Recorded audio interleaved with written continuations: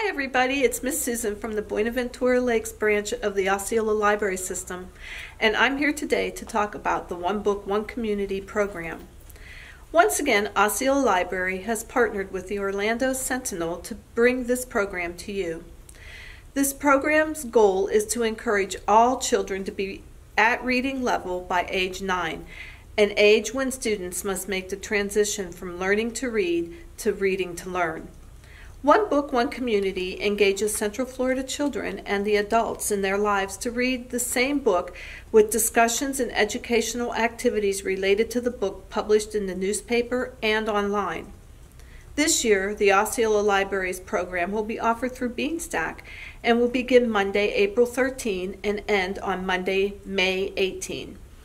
You can access Beanstack through the library's website, www.osceolalibrary.org. We are pleased to announce our 2020 One Book, One Community book choice is The One and Only Ivan by Katherine Applegate. Inspired by the true story of a captive gorilla known as Ivan, this illustrated novel is told from the point of view of Ivan himself. Ivan has grown accustomed to living in his domain in a mall. He rarely misses his life in the jungle. In fact, he hardly ever thinks about it at all.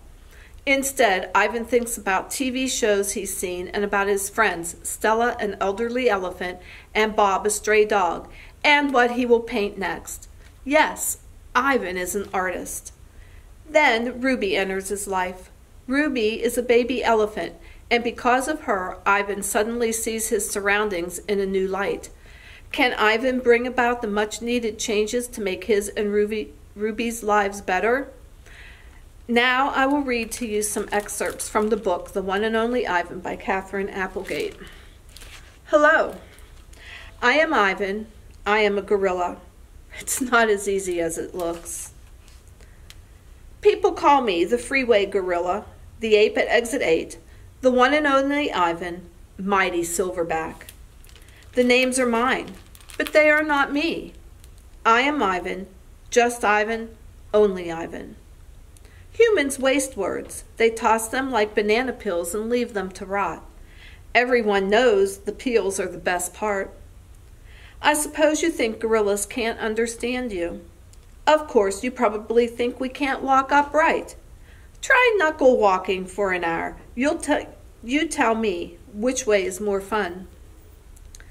I've learned to understand human words over the years, but understanding human speech is not the same as understanding humans.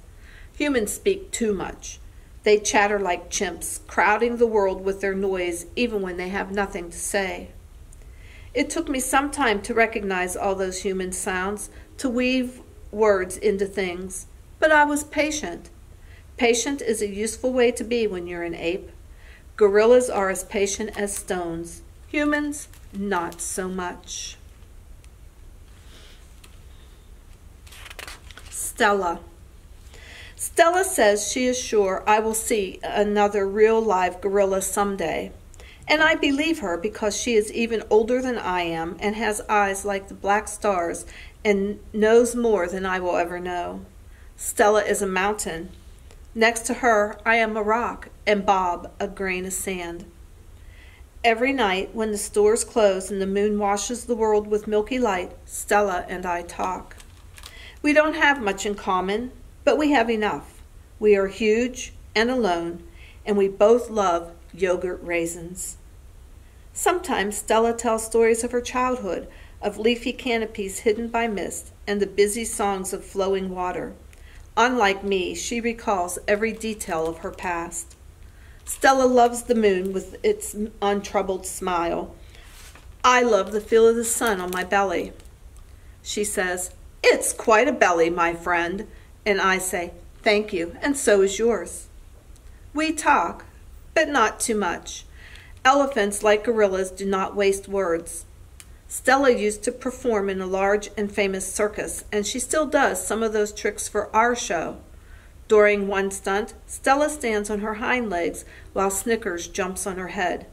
It's hard to stand on your hind legs when you weigh more than 40 men. Bob. Bob is a stray, which means he does not have a permanent address. He is so speedy, so wily, that the mall workers have long ago gave up trying to catch him. Bob can sneak into cracks and crevices like a tracked rat. He lives well off the ends of hot dogs he pulls from the trash. For dessert, he laps up spilled lemonade and splattered ice cream cones. I've tried to share my food with Bob, but he is a picky eater and says he prefers to hunt for himself. Bob is tiny, wiry, and fast, like a barking squirrel. He is nut-colored and big-eared. His tail moves like weeds in the wind, spiraling and dancing.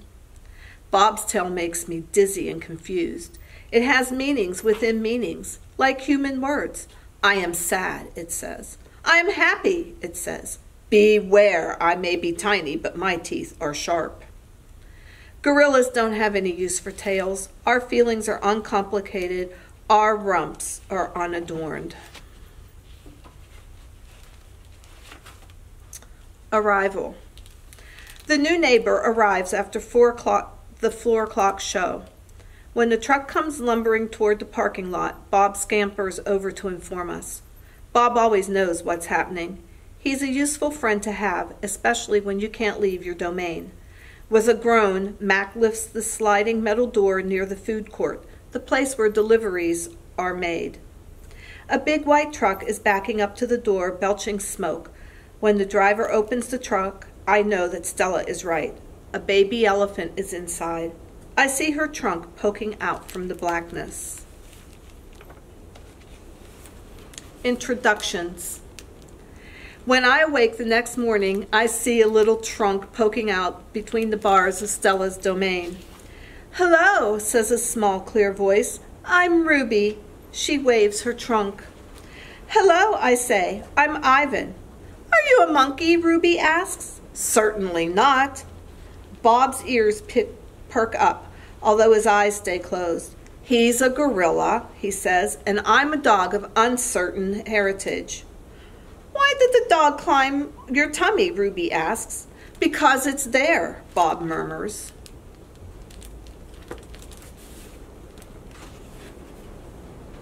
My place.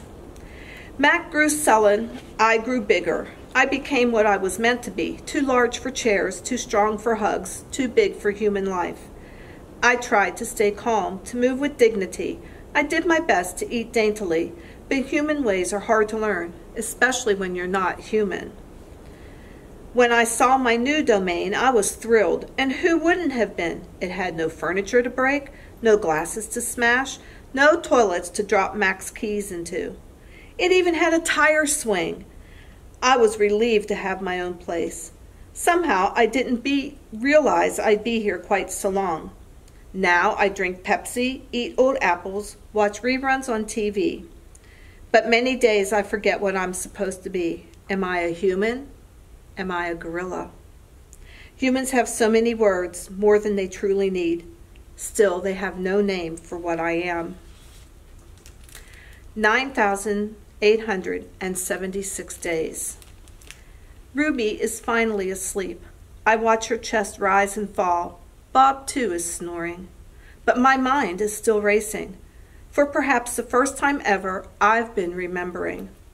It's an odd story to remember, I have to admit. My story has a strange shape, a stunted beginning, an endless middle. I count all the days I've lived with humans. Gorillas count as well as anyone, although it's not a particularly useful skill to have in the wild. I've forgotten so many things, and yet I always know precisely how many days I've been in my domain. I take one of the magic markers Julia gave me. I make an X, a small one, on my painted jungle wall. I make more X's and more. I make an X for every day of my life with humans. My marks look like this, X, X, X, X. The rest of the night I mark the days, and when I am done, my wall looks like this.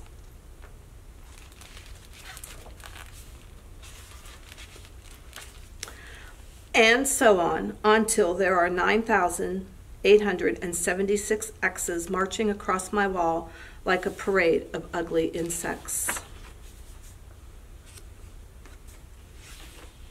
The story.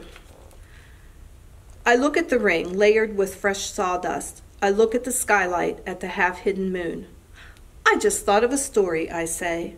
Is it a made-up story or a true one? Ruby asks. True, I say. I hope. Ruby leans against the bars. Her eyes hold the pale moon in them, the way a still pond holds the stars. Once upon a time, I say, there was a baby elephant. She was smart and brave, and she needed to go to a place called a zoo. What's a zoo? Ruby asks. A zoo, Ruby, is a place where humans make amends. A good zoo is a place where humans care for animals and keep them safe. Did the baby elephant get to the zoo? Ruby asks softly. I don't answer right away. Yes, I say at last. How did she get there? Ruby asks. She had a friend, I say, a friend who made a promise.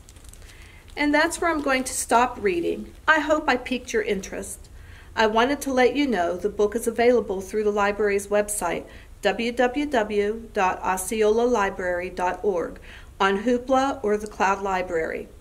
To create an account in either of these digital resources, you will need your library card and your PIN number, which is the 4 digits of your birth year, unless you changed it.